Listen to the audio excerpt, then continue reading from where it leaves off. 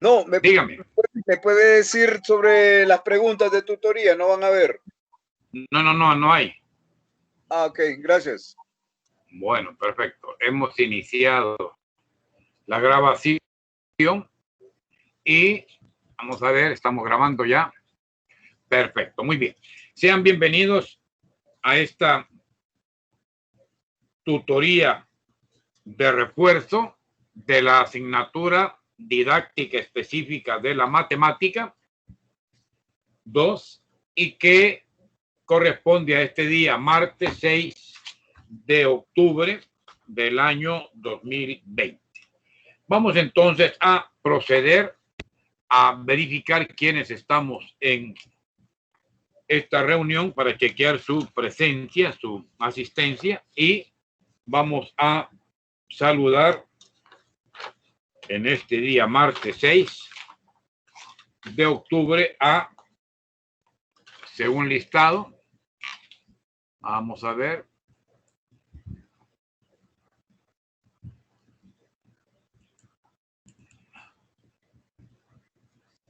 el primero que me aparece es GL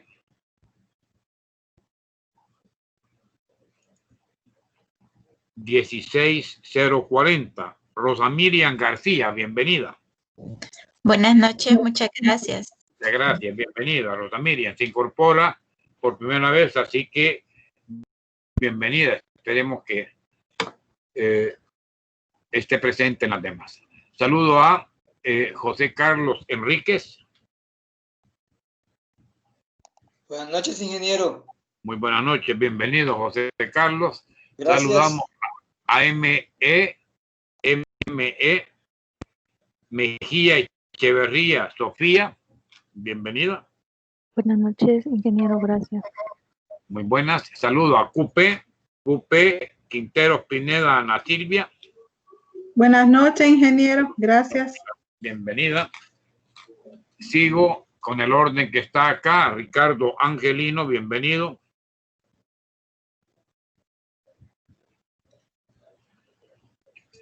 Gracias, ingeniero. Bueno, saludamos a, vamos a ver, VN es Vázquez Navarro José Francisco, bienvenido. Buenas noches, ingeniero. Buenas noches, bienvenido. ¿Qué tal por allá por Chalate? Aquí quiere llover ya, pero aquí estamos.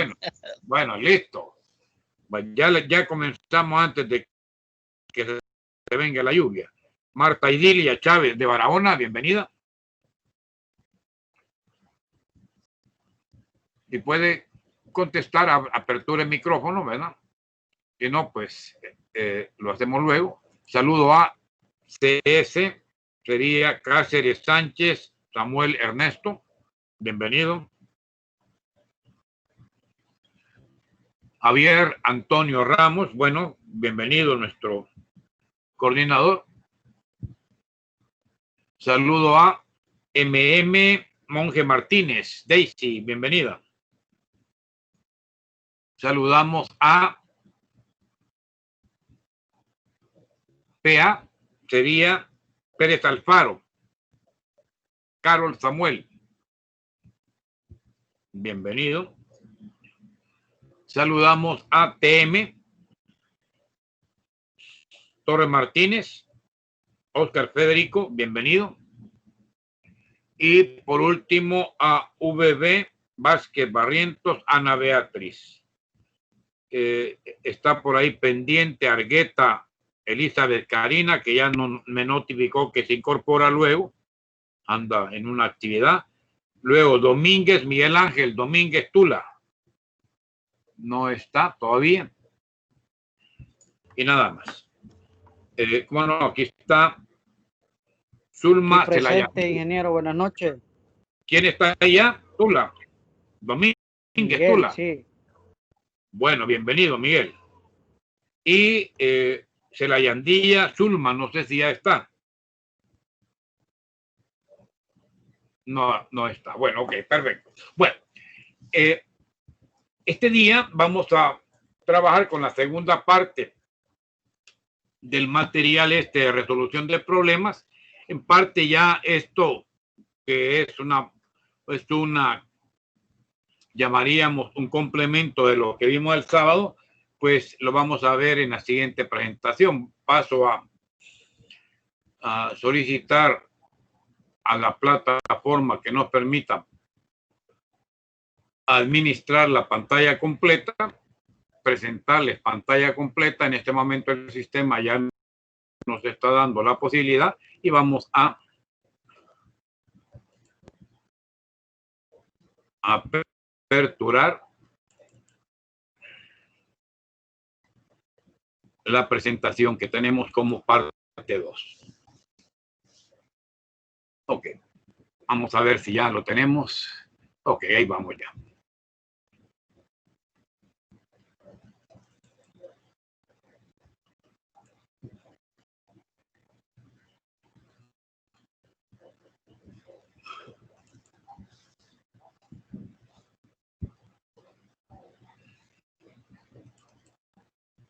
Ok, ya la vamos a visualizar en este momentito. Ahí está. Vemos la pantalla. Me dicen, por favor. En este momento ya la estamos aperturando, ¿verdad? Ya se mira. Va, perfecto. Entonces vamos a... Ya mira. Sí, en este momentito se está cargando. Bueno, previo a iniciar con esta temática, que es la continuidad de nuestro tema general de esta unidad 2 y que enfoca a grandes líneas la concepción teórica práctica de lo que es la resolución de problemas, ¿verdad? Entonces, había un problemita que quedó por ahí para discusión. Les dije que me enviaran a mi correo, no sé si lo han hecho, la solución al modelo. En todo caso, este tipo de ejercicios que se plantean, justamente lo que ustedes tendrían que en un momento dado ya en forma práctica resolver. No son los problemas, si se quiere, tradicionales, ¿verdad? Sino que en esta área de resolución de problemas, el tipo de modelo que se usualmente plantea es un modelo que permita una interacción y no es una simple sustitución. O sea, el nivel de, llamemos, de complejidad, si es que quisiéramos usar esa terminología, que no va en esa línea, sino que el nivel de abstracción, llamaríamos, y el nivel de pensamiento que llevan estos problemas, son modelos que permiten ir ejecutándolos, pero, como decía, en talleres, usualmente, en discusiones donde se someten a los estudiantes a este tipo de ensayos, porque al final es el aprender, vuelvo a insistir, haciendo. Así que esa es la idea. Bueno, el problemita del rajá que habíamos dejado, esperaría que lo hayan mandado al correo este día para pues, ver cómo lo resolvían. En todo caso, la respuesta es que son efectivamente 6 hijas y que a cada una de ellas se le va dando un número determinado de perlas que aparentemente generan un conflicto en donde las personas al ir escuchando el enunciado del problema pareciera ser como que el Rajá, o sea, este soberano de la India, hubiera actuado inapropiadamente. Y lo que sucede al final es que la herencia de esas perlas queda exactamente dividida entre las 6 hijas. La solución es relativamente fácil. Le dicen que en total hay una cantidad de perlas que la primera recibe una perla, ¿verdad? Una, más la séptima parte, dice, de las perlas restantes. Entonces, en este momento se comienza a hacer la operación y al final se encuentra que efectivamente hay homogeneidad, hay igualdad entre la cantidad de perlas que recibe cada una. Creo, estuve viendo algunas respuestas ahí, pues sí, la mayoría ha trabajado en eso. Bueno, vamos entonces a esta parte que nos compete en esta noche. Bien, lo que vamos a ver ahora es justamente qué avances de investigaciones hechas en el aula nos pueden generar aportes a la resolución de problemas. Esta ha sido una temática desde los años 70 en adelante, como una temática importante de investigación, justamente porque no era tan, bueno, el 55, 56, ¿verdad? Por ahí comienza la historia, pero digo, hay mucha literatura en este entorno y la verdad es que hay algunos matemáticos, algunos investigadores como estos que aparecen acá en la presentación, que son algunos como Kilpatrick, el 69, el 80 Lester y Schoenfeld, el 92, en donde dan aportes justamente a este entorno de resolución de problemas. Entonces, es importante iniciar este planteamiento que no todo estaba escrito, porque era novedad, pues, esta temática. Por lo tanto, la investigación sobre resolución de problemas parte de conceptos de tipo teórico, a sistemático. El concepto de A es que no hay una teoría fundamentada inicialmente, se va construyendo, no está sistematizado también y que inicialmente se rige por una construcción o desarrollo de problemas usualmente estandarizados y que iba a existir cierta cantidad o cuantificación sobre ese comportamiento en la resolución de problemas. Sin embargo, esto ha venido evolucionando y en la actualidad podemos decir que hay una serie de elementos concluyentes que nos dan una diversificación de problemas, no solo en el área algebraica, no solo en el área geométrica, que hay muchos de ellos, por cierto, sino que también en el área de cálculo, de estadística, de muchas de las áreas de trabajo y de distintos niveles. Óigase bien, la resolución de problemas no es solo para nivel medio o superior, hay resolución de problemas ya con problemas más amplios en este aspecto, en este espectro, y con un sustento muy, muy fundamental. Entonces, esto llevó y ha llevado en el transcurso de los años a tener dos líneas de acción. Una es el concepto de la interacción social. Vuelvo a insistir, estas construcciones no son individualizadas, son talleres que se arman, se montan y que se comienza a hacer una lluvia, una tormenta de ideas para ir construyendo. Puede ser que sea de esta manera, pero también puede ser por grupos y cada grupo aporta una solución en concreto.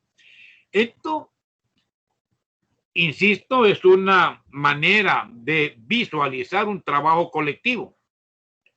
Y hay entonces ese concepto de interacción social y el del aprendizaje situado, que son los que dan la figura actual como ejes transversales o centrales.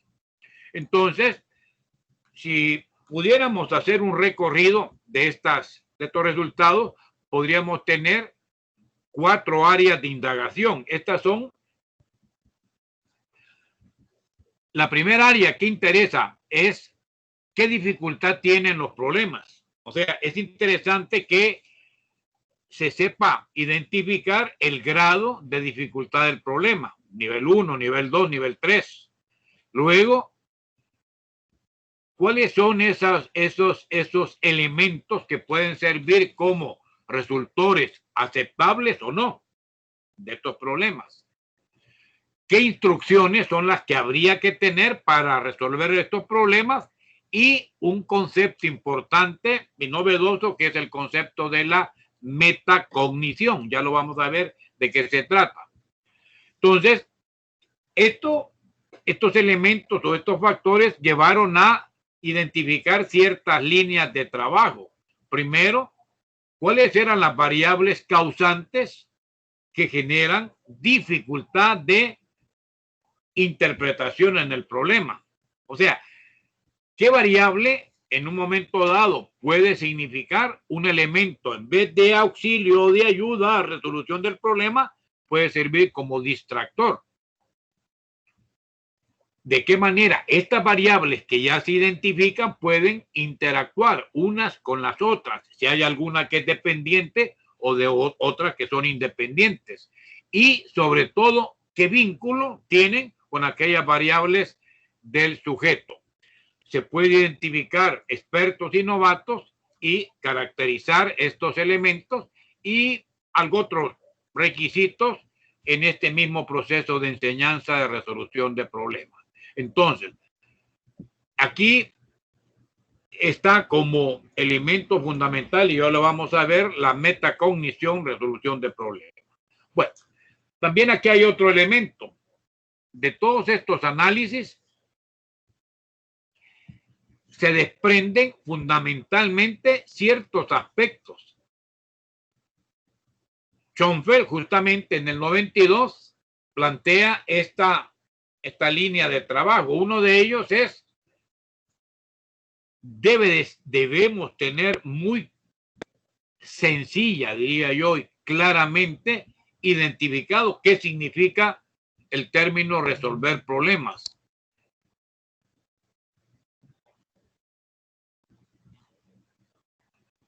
¿Por qué? Porque pudiera ser que sea malinterpretado. Como que fuera un paraguas bajo el cual tipos radicalmente distintos de investigación han sido conducidas. Es decir, si no se tiene una misma línea de acción y una misma línea de identificación de qué hay que hacer al resolver problemas, que vuelvo a insistir, no es lo tradicional. No es que le dice, mire, resuélveme la ecuación x cuadrado menos 2x igual 0. Sí, ese es un ejercicio y que se puede hacer factorizando, igualando a 0 cada factor y ahí termina el desarrollo. Pero ese es un ejercicio al final de cuentas muy mecanizado. El enfoque de resolución de problemas va más allá de esos elementos así como muy, si se quiere, elemental. Luego, estos recursos que se van a tener deben de estar identificados muy claramente para que se vea esa interacción dinámica del comportamiento que se tiene cuando las personas están en este proceso de relacionar o resolver problemas. Es decir, saber cómo van a interactuar los recursos con, primero, las estrategias que podemos usar para resolver, porque no va a existir una sola estrategia de resolución, van a existir infinidad de estrategias o las creencias y las prácticas, que son elementos que ya más adelante vamos a identificar. Y estas estrategias heurísticas salen del trabajo teórico, pero que hay mucho que hablar y hay muchos temas pendientes que en la práctica, en la implementación, lo vamos a conseguir. Bueno, hablamos brevemente acá lo que son las concepciones y creencias. Este campo ha reemergido como foco fundamental en investigación en educación matemática y hay que prestarle atención porque está poco conceptualizado los conceptos o las concepciones y creencias, y normalmente uno va a tener que establecer metodologías novedosas y entornos o marcos que den explicación a esta parte fundamental de resolución de problemas. Y lo otro que tiene también el literal E, cuáles son las prácticas y los significados que se usan y a través de las cuales se va a desarrollar un aprendizaje. Cuán importantes son, hay que hacerlo, hay que reconocerlo, y cómo se pueden explicar estos fenómenos, estos procesos. Aquí se sintetiza que no tenemos como un marco así explicativo completo, ya totalmente diseñado. ¿Por qué? Porque la interrelación entre las diversidad de aspectos que se presentan todavía están sujetos muchas veces a esta investigación que se habla. Acá Schoenfeld plantea como importancia 5 aspectos importantes. Primero, la importancia y la influencia de los conocimientos de base, que son llamados estos conocimientos de base recursos para poder resolver problemas matemáticos. Ok, pero vean, aquí hay mucha tela que identificar o que cortar, diríamos. O sea, el lenguaje que las personas tenemos es un lenguaje a veces no tan orientado al entorno matemático. Y si no se practica ese traslape entre lo que es un lenguaje matemático y un lenguaje tradicional, pues pudieran estar muy distanciados. Las mismas estrategias que se presentan para resolver problemas, vuelvo a insistir, tienen que ser analizadas una a una, de tal manera que hay estrategias que son más efectivas, más rápidas, pero hay otras que pudieran ser no tan rápidas, sin embargo, pueden dejar aprendizajes significativos mayores que lo que es una estrategia de corto tiempo. Los aspectos también metacognitivos, vean acá que hay aspectos también afectivos. Es decir, aquí es donde el maestro tiene que actuar mucho y ser muy dinámico, promover que sus estudiantes, aunque no tengan una experiencia inicial, se metan a este proceso de trabajo que le generará muchos aspectos positivos. Y también las comunidades de práctica, que ya las vamos a ver. Entonces, estos 5 aspectos son los que a continuación se presentan. Primero, el conocimiento de los recursos matemáticos o conocimientos de base. Quiere decir que los comportamientos individualizados de los estudiantes son puestos ante una situación numérica o matemática concreta, ya sea para interpretar o para resolver problemas.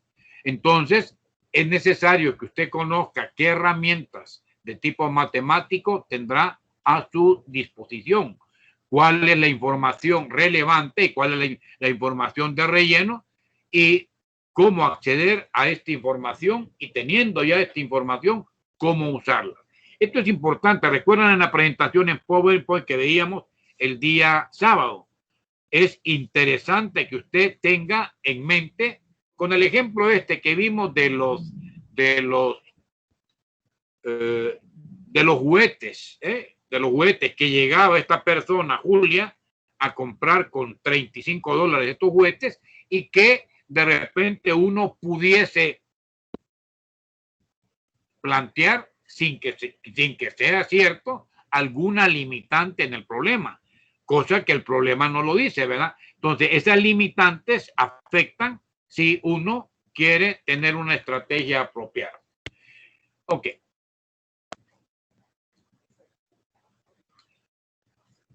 Las personas arrastran concepciones previas o limitaciones conceptuales a la hora de estar resolviendo problemas, y puede ser que estas son herramientas que en vez de ayudar, detengan el proceso formativo.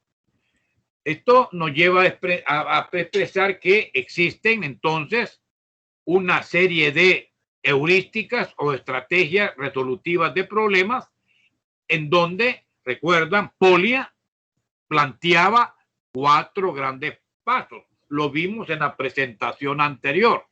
Habían 4 etapas, 4 pasos para poderlo hacer o para poder resolver un problema. El primero, como lo vimos, es debo de comprender el problema, y esto se logra leyendo despacio y con buena letra, dice, despacio y con una lectura comprensiva. Lastimosamente, nosotros en esto tenemos que actuar mucho en el aula. Identificar, por ejemplo, planteado un problema, tiene el problema 1, 2 o más incógnitas. ¿Cuáles son los datos necesarios? Y si hay datos que son no necesarios, también identificar qué condiciones iniciales tenemos. ¿Se podrá satisfacer con los datos la solución o faltarán datos? ¿Son todos los datos o faltarán datos? Es decir, algunas son irrelevantes o qué. O sea, comprender totalmente el entorno del problema. Cuando yo ya tengo comprendido el problema, he dado mi primer paso hacia la meta. Inmediatamente viene la definición o el diseño de un plan de acción.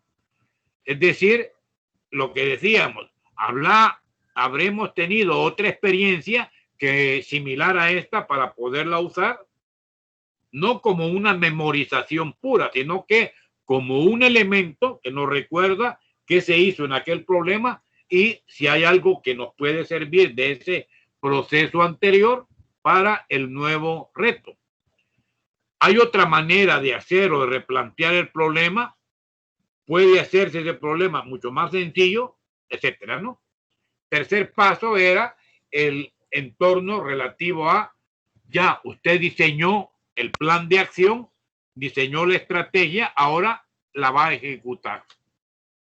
Va a aplicar el proceso, va a ir controlando el desarrollo de este proceso y cuando ya se llega a una posible respuesta, va a ver si esa posible respuesta o si esa respuesta obtenida es la correcta o no. Por lo tanto, va a desarrollar también el cuarto paso, que es un análisis o un examen minucioso y muy detenido de la solución. Se puede chequear el resultado, es el argumento correcto, podría haberse resuelto de otra manera. Fíjense, cuando uno resuelve un problema, usualmente, como hay indirectamente una satisfacción, ¿verdad?, interior, pudiera ser que nos conformemos con ese proceso que nosotros hemos seguido y creamos que sea el mejor. Pero digo, en estos talleres que se pueden armar con los estudiantes, de repente, cuando se comparten estrategias de resolución o procesos de resolución, usted mismo, me contaba la experiencia que tuve hace un par de años, usted mismo va a identificar que hay respuestas o procesos de solución muy interesantes y quizás más interesantes de lo que usted tiene como marco de trabajo para resolver un problema. Y esa es parte de la ganancia de estos talleres, de estas reuniones, ¿verdad? Entonces, cada uno de estos pasos nos sirve como un marco referente, ¿verdad?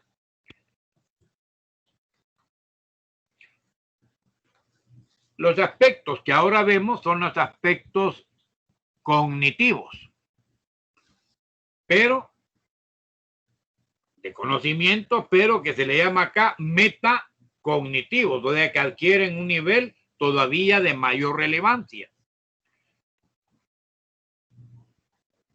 ¿Cuándo se presentan estos? Pues se presentan siempre que usted esté desarrollando un proceso mental o intelectual. Y esto es resolver problemas, ¿no? Usted debe, en ese proceso de resolución, debe de ir como monitoreando, es como que llevar a un control de calidad del avance o del progreso de cada una de estas actividades que se van desarrollando. Aquí es donde entra así bien de lleno una parte de la psicología que es la llamada psicología cognitiva, que es justamente la que va a permitir establecer qué componentes son los que influyen en esta metacognición. Aquí vamos a tener cierta autorregulación de temas complejos que van a permitir en un momento dado cambiar o modificar conductas. Es decir, cuando uno cambia una conducta puede hacer que sea quitar esa conducta que es nociva, o sea, eliminarla en el proceso, o al revés, aprender a hacer mejor una actividad y encauzar la conducta hacia donde queremos que llegue. Claro, estos procesos, que son procesos, si se quiere, de cambio, ¿qué es lo que va a suceder? Usted no lo va a conseguir en una sola clase, definitivamente no. Son procesos que pueden durar una semana, 2 semanas, 1 mes, 2 meses, 3 meses, hasta que usted logre identificar este tipo de monitoreo apropiado para que la conducta cambie. Entonces, estos aspectos llamados aspectos metacognitivos están relacionados en conjunto con aquellas maneras en que podrán seleccionarse y desplegarse todo lo que usted tiene como recursos matemáticos y las mismas estrategias que usted puede disponer, o las heurísticas que se llaman, ¿no? Luego, como tercer aspecto, tenemos los sistemas de creencias. Las creencias, que pueden estar preconcebidas o concebidas, son concepciones hacia nuestro propio interior. Muchas veces van a formar no solo parte del individuo, sino que pueden servir como elementos para conceptualizar apropiadamente y poder actuar para desarrollar un proceso de resolución de problemas. Estas comenzaron a ocupar como el centro de la escena de investigación en esta área en matemática, sobre todo en los años 90.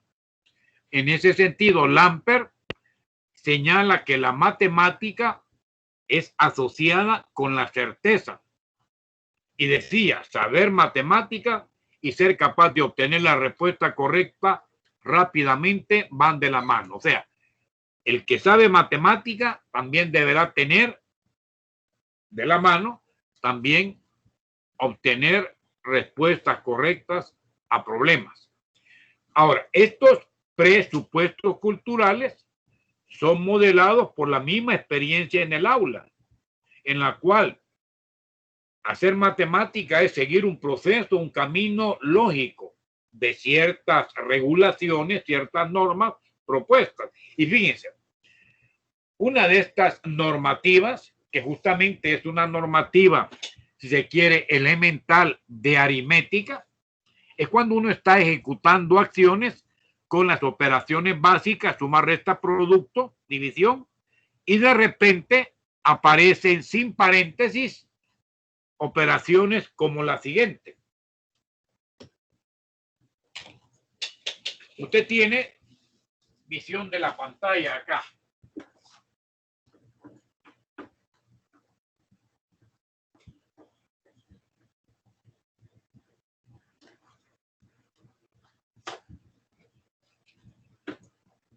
Si yo tengo el número 5 y digo menos 4 y me quedo hasta ahí, ya sé que 5 menos 4 es 1, ¿verdad? Pero si yo tengo el número 5, le quito 4 y por acá aparece por 3, después le digo más 2 por 5. Ahí no hay paréntesis de por medio. 5 menos 4 por 3 más 2 por 5. Denme el resultado ustedes de esa operación. Háganla en este momento. 5 menos 4 por 3 más 2 por 5.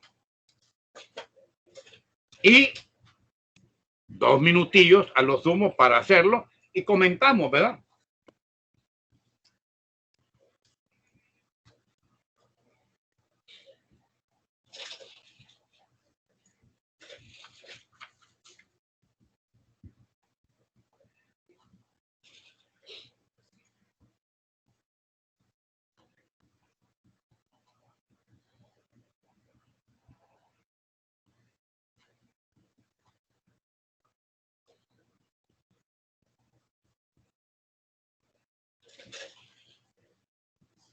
Y pregunto, voy a preguntar porque son operaciones elementales, ¿verdad?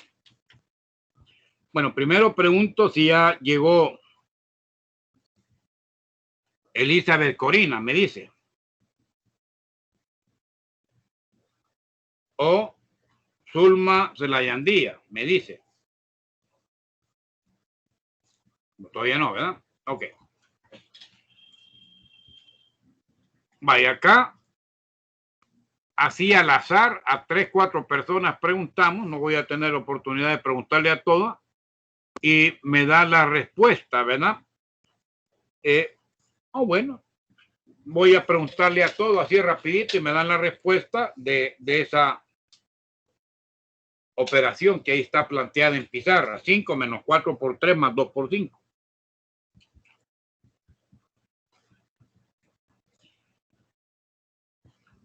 Ok, pregunto a Ricardo Angelino, ¿cuánto le dio? Por favor, repítemela, ingeniero. Ay, no la ve. Digo, 5 menos 4 por 3. Por 3 más 2 por 5. Trabajémoslo un momentito. Vamos a ver, Samuel Cáceres ya tiene la respuesta. No les voy a decir si es correcta o no. Ya tiene la respuesta, me la da. 3. ¿Cuánto? Samuel. 3. Vale. María Idilia, ¿cuánto le dio?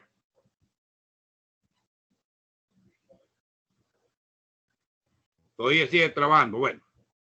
Miguel Ángel Domínguez, ¿cuánto me le dio? 3. Vale. Rosa Miriam García. 3 también. También. Bueno, José Carlos Enríquez.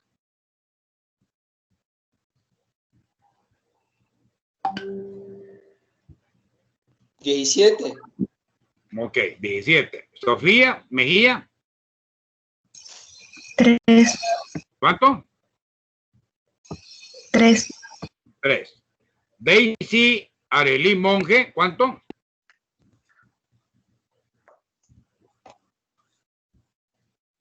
Todavía no. Carlos Samuel.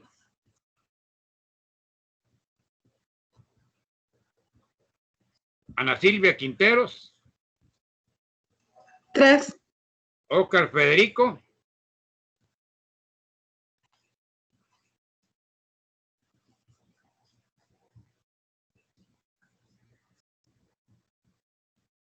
Ana Beatriz Vázquez. Ok.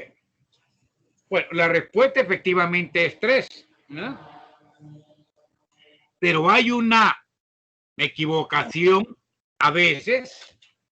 ¿Y por qué es 3? Porque donde hay operatoria, multiplicación o división, esa es la primera operación que hay que efectuar entre esos elementos que lo componen, porque hay una jerarquía de operaciones. Por lo tanto, acá yo tengo que decir que da menos 12, el 5 lo mantengo y acá yo tengo que decir da 10.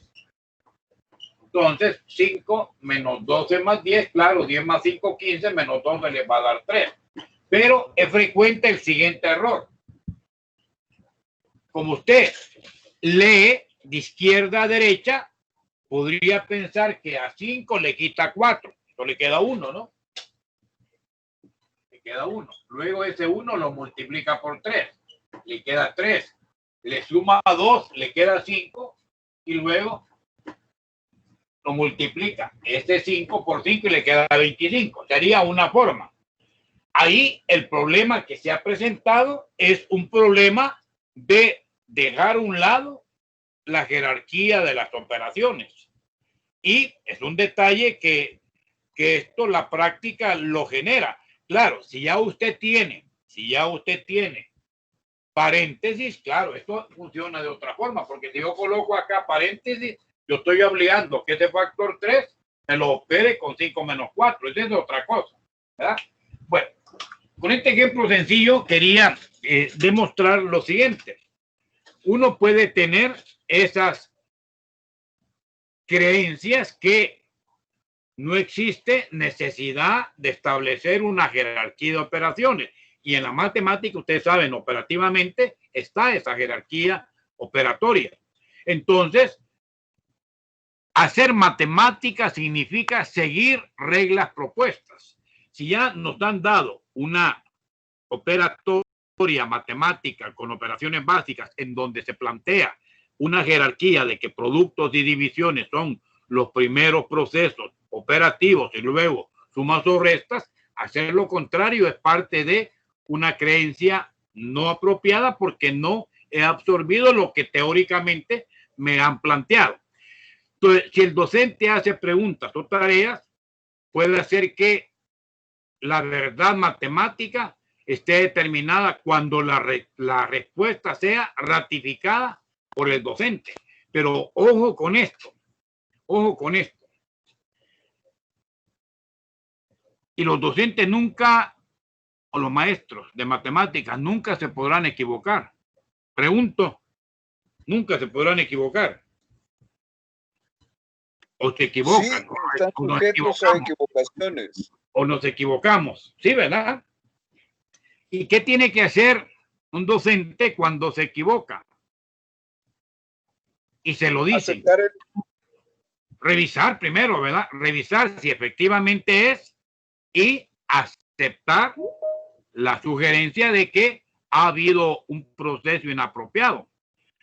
Muchas veces las equivocaciones que se pueden presentar puedan ser por lapsus, pueda ser por que de repente cuando uno está hablando, de repente no procesó bien la información y se equivocó en operatoria, ¿verdad?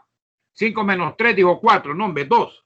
Bueno, pero ese es, llamemos una situación que hay que corregir. El problema radica en otro aspecto también de los errores. De repente, sucede en matemática, ¿verdad? De repente le plantean un ejercicio que usted no lo ha hecho nunca y comienza a tratar de resolverlo y lo resuelve inapropiadamente.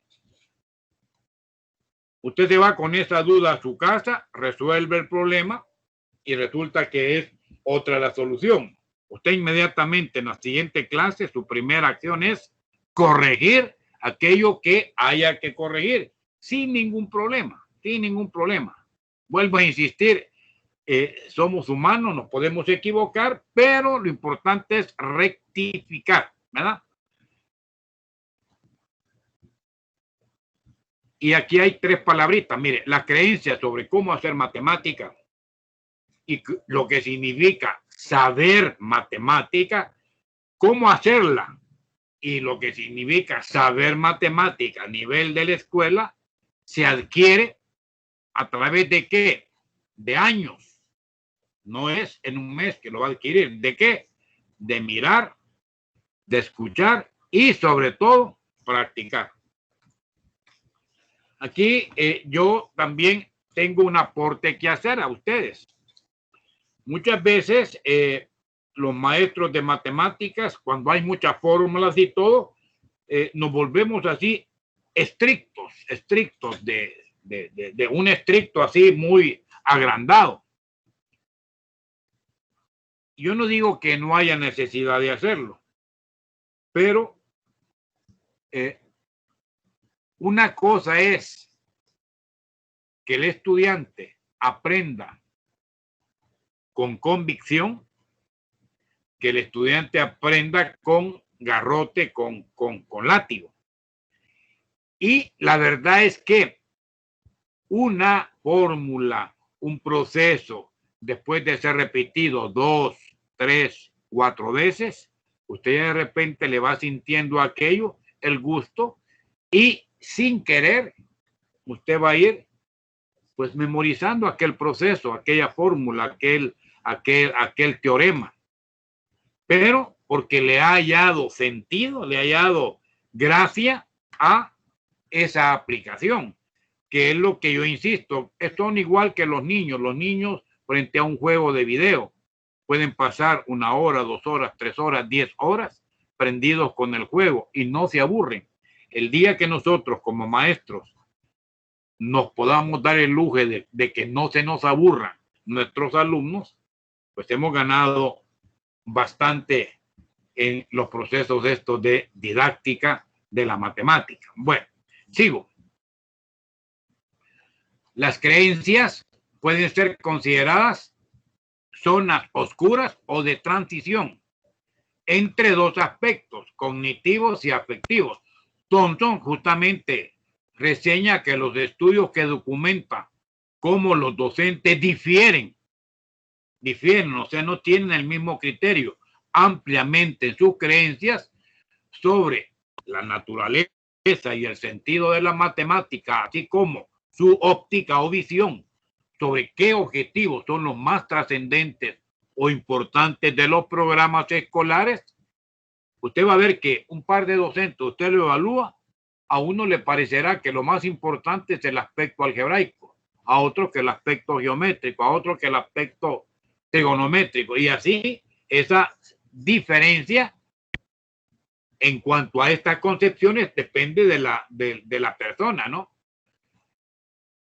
De tal manera que las investigaciones en esta área van a identificar esto, demuestran que existen relaciones entre creencias y concepciones de docentes de matemática por una parte y sus distintas visualizaciones o visiones sobre el aprendizaje, sobre la enseñanza matemática y la práctica docente. Thompson encuentra gran diferencia entre la visión docente sobre la naturaleza y el significado matemático, que va desde que considerarla como un cuerpo estático unificado de conocimientos absolutos e infalibles, hasta como un campo creativo y de siempre innovación o invención humana que está expandiéndose continuamente. O sea, si usted considera que la matemática ya está escrita todo, pues está considerando que ya llegó al límite la concepción humana en el área matemática. Y no es así. Nosotros apenas hemos descubierto un ápice de lo que es todo el conocimiento matemático que podría el hombre tener, ¿verdad? Claro, esto va evolucionando y hoy con las nuevas áreas informáticas está siendo esto demostrado, ¿no? ¿Quién se iba a imaginar hace 25 años que los celulares pudiesen en un momento dado, así como ayudar, también detener un poquito los procesos? Porque si ustedes muy bien lo saben, ¿verdad? El celular es una herramienta que puede ser muy accesible para el conocimiento, pero también puede ser una herramienta muy degenerativa del conocimiento. O al revés, que hace perder el tiempo a las personas, ¿verdad? Y así es todo en la vida, todo en medida, todo con moderación está bien. El problema es el afán desmedido del uso de una herramienta, en una tecnología. Finalmente, y con esto ya casi terminando, el concepto de lo que son las comunidades de práctica. ¿A qué se refiere esto? Se refiere a esto que hemos hablado como aspectos colectivos. Es decir, en los últimos años se puede considerar el aprendizaje de las matemáticas como actividad, óigalo bien, inherentemente social.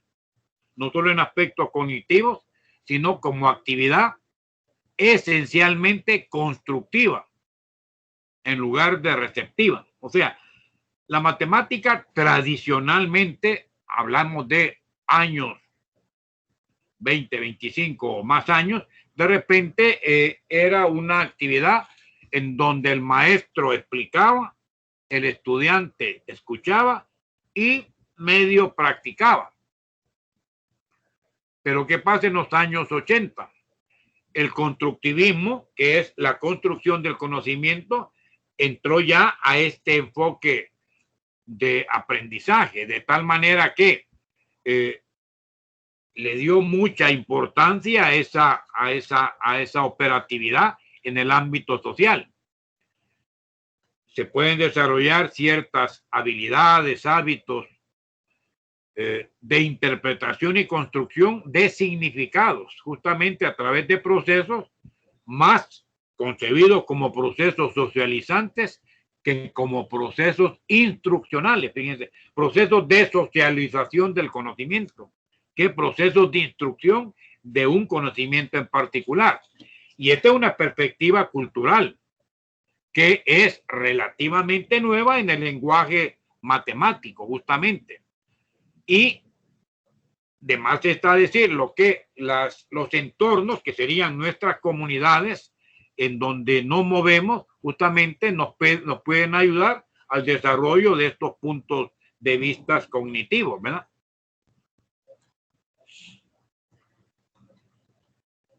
Las lecciones que los alumnos aprenden acerca de la matemática en el aula son culturales y van allá, mucho más allá del concepto y del proceso matemático enseñado. Hay entornos de aprendizaje natural y muchos alcances que son de tipo etnográfico, etnometodológico y psicológico-cultural. Esta teoría situacional es novedosa.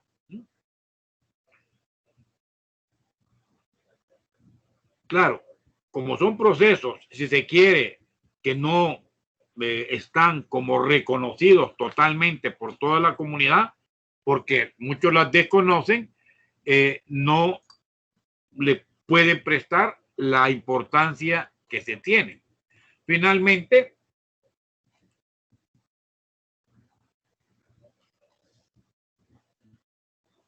el aprendizaje interactivo son procesos que se hacen al interior de las personas y que podemos compartirlos con nuestros propios colegas, ya sean estudiantes o colegas ya de una profesión en concreto. Habla de una frase, el co-constructivismo, caracterizado como un desarrollo conjunto de las personas y que van orientadas hacia otros aspectos o entornos sociales. El tercer modelo considera aprendizajes emergentes y participativos. Y esto es que en un entorno matemático usted debe integrar lo cultural, lo social y lo individual. No es fácil. Tiene que integrar cultura, hacer aspectos sociales, porque al final son colectivos, y no olvidarse de la individualidad. Porque considerar que todos los alumnos aprenden a ritmos iguales, eso es inapropiado. Hay diferentes ritmos. Claro, hay que evaluar al final de cuentas, pero hay que tomar en cuenta estos aspectos. Bien. Finalmente, hay una interacción con el entorno, con nosotros, y será central en la comprensión de estos aprendizajes. Y acá cerramos con la enseñanza matemática. Según esta resolución de problemas, nos enseña que, como lo ha planteado Polya,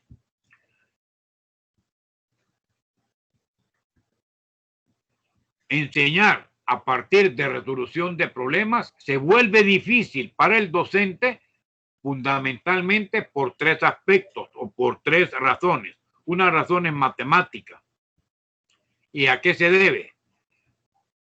Ya que los docentes deberán percibir las implicaciones de distintas aproximaciones que el alumno realice y darse cuenta que pueden ser fructíferas o no, y que podrá o podría hacerse en vez de eso que se está haciendo. Es un pensamiento matemático, pero también, como enseñar implica también pedagogía, también tiene una implicación pedagógica. El docente va a decidir cuándo interviene, qué sugerencias da al estudiante para ayudarlo en el desarrollo de su aprendizaje, sin impedir que tenga una actuación libre y que realice el proceso no totalmente guiado por el docente o guiado por un grupo de alumnos. Finalmente, a nivel personal, el docente estará a menudo en una posición muchas veces inusual e incómodo para algunos profesores de no saber trabajar bien sin saber todas las respuestas.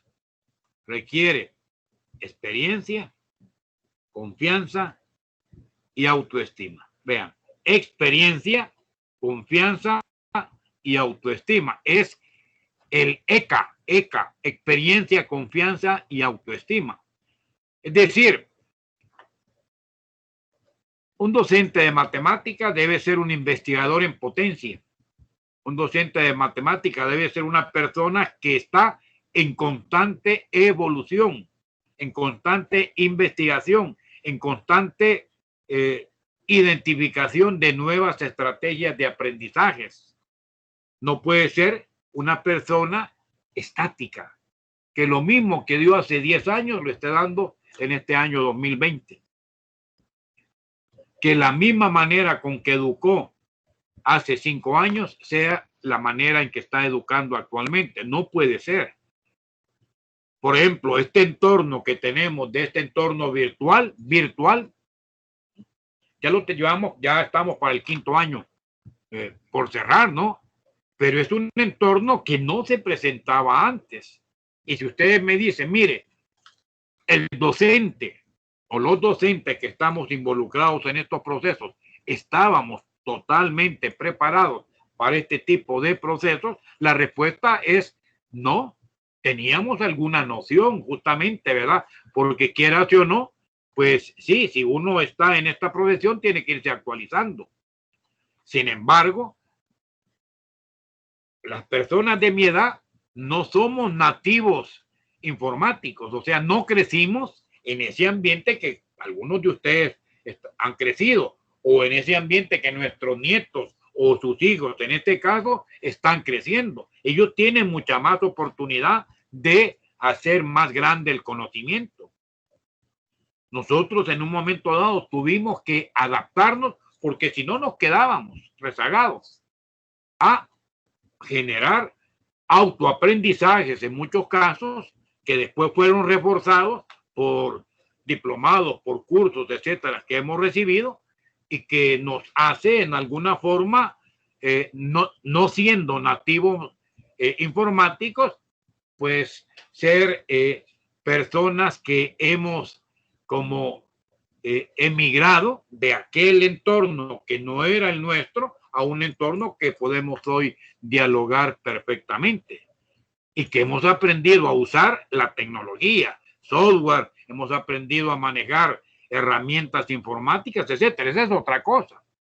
Pero el aspecto personal de estas áreas de trabajo es importante. Nadie se puede dar el lujo de sentir que ya aprendió todo. Nadie. Y el que se lo dé, el que se pudiera dar ese lujo, ya quedó retrasado al momento de pensar que ya llegó al fin o al objetivo planteado. El matemático nunca va a ser una persona, y sobre todo si se va a dedicar a docencia, que considere que todo lo sabe primero o que ya aprendió todo. Todos los días se aprende. Así que con eso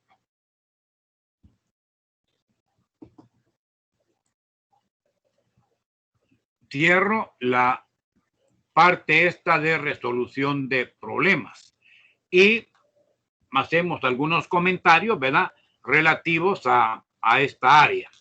Bien, dejo abierta en unos 5 minutos, 10 minutos a lo sumo, la temática. ¿Qué les ha parecido? Llamemos estas líneas de pensamiento más que teoría, sino que una práctica, una vivencia de un entorno que es un reto, pues, o sea, para el que se va a dedicar a esto. Y que, como decía, el día sábado, ustedes deben de entrar sin miedo a estos procesos de conocimiento de la manera como se hace para conseguir mejores resultados, obviamente en sus procesos de enseñanza-aprendizaje. Dejo abierta la pregunta que les ha parecido. No sé si ya se incorporó Elizabeth Karina, todavía no, que fue, y Celayandía Zulma, tampoco. Bueno, si no, pues llegaríamos hasta acá. Recuerdo que esta semana que viene, que es 10 y 11, fin de semana, no hay actividad. Tendría que ser la semana B. La semana B, tutoría 2 o tutoría, ¿qué es? Sí, tutoría 2 de esta semana B, pero por razones que ya se explicaron, no va a haber esa actividad. Entonces, todo lo que era la programación se ha desfasado en el tiempo. Quiere decir que la tutoría número 3 nuestra, que en teoría tendría que ser el día 17, ya no va a ser el 17, ¿no? Va a ser el día 24. Se desfasa esa semana que no se va a tener. Igual todos los trabajos, todas las actividades que ya tenían una fecha en el tiempo, la van a desfasar en ese periodo, ¿verdad? De acuerdo. Así que no digo más. Si hay algo que quieran comentar, pues queda abierto el micrófono ahí para poder hacer esa participación.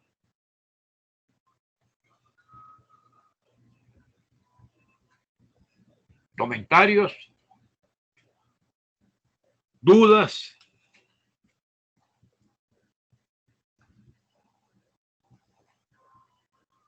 ¿Ok?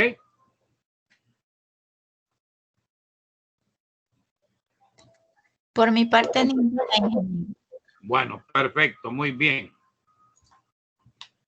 Bueno, les invito a que de nuevo lean estos documentos, los videos que están ahí también, y estos materiales de trabajo. Voy a enviarles, dije, un documento que es interesante y lo voy a compartir con ustedes. Es un informe Cockcroft. Gracias por la presentación. Ok, este informe que voy a compartir es un informe de trabajo que duró 3 años, desde septiembre del 78 a noviembre del 81. Y fue una comisión de notables investigadores que fue creado por el gobierno británico a instancias del Parlamento y que enfoca el trabajo de la matemática como una rama que en esa época, estamos hablando del 78, la pedagogía matemática estaba pues incipientemente ya ahí moldeándose. Justamente muchos de los investigadores de Europa, sobre todo también acá en Latinoamérica, pero surgieron allá, muchos de ellos franceses, españoles, ¿verdad? Miguel de Guzmán, Luis Rico, que son como eminencias, entre comillas, en estos procesos de investigación.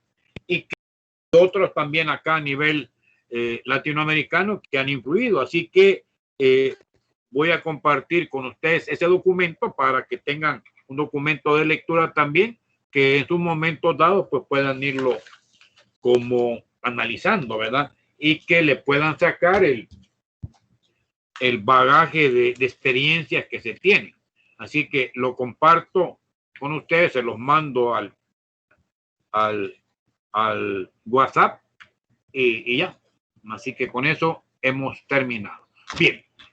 Ok, entonces llegamos hasta acá. Nos veremos en la siguiente tutoría, que es hasta el día 17, ¿verdad? 10, 17, no, 10 es suspensión. 17 van las del 10. Nos veríamos hasta el 24 en la tutoría número 3, ¿de acuerdo? Muy bien. Feliz noche, bendiciones para todos y nos veremos en la próxima. Gracias, ingeniero. Buenas noches. La presentación la comparto en un momento dado y también lo van a tener en la plataforma por si acaso no lo descargan en este momento. ¿De acuerdo? ¿Ok? Feliz noche, bendiciones. Buenas noches. Gracias, buenas noches. Buenas noches. Igualmente, bendiciones. Buenas noches. Adiós, buenas noches. Dejo de grabar en este momento.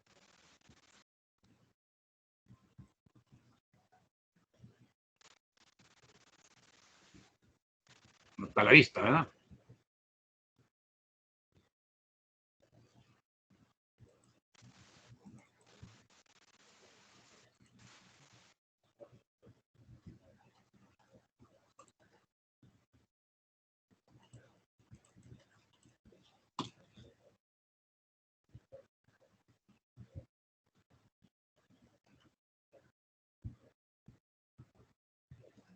Bueno, detenemos grabación y... Ok, detenemos grabación. Y hemos llegado al final de esta tutoría de refuerzo.